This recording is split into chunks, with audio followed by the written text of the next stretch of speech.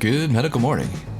Medical face masks are often used during flu season or a virus outbreak, and photos of people wearing them have come to be a defining symbol during a health scare.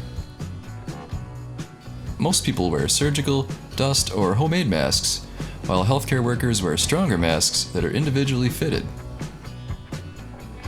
Experts say masks can be effective in preventing the spread of most respiratory diseases that are transmitted through droplets in the air or on surfaces. However, like most preventative measures, it is not a catch-all solution.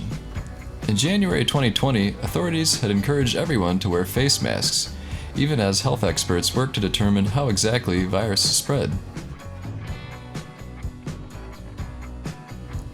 Demand for face masks skyrocketed in China, forcing Chinese face mask manufacturers to reopen factories during the Lunar New Year holiday break.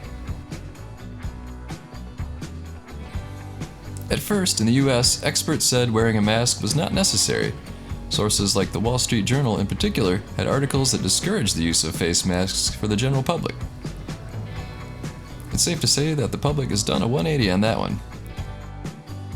For example, coughing, speaking, or sneezing, even if those people were not exhibiting symptoms.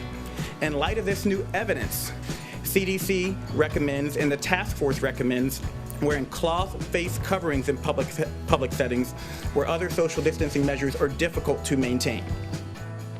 So the consensus is that using a face mask combined with good hygiene practices can be a great way to help limit your exposure. And if you're sick but not showing symptoms yet, it can help prevent you from spreading disease to others. So speaking of good hygiene practices, check out these latex-free gloves on Amazon.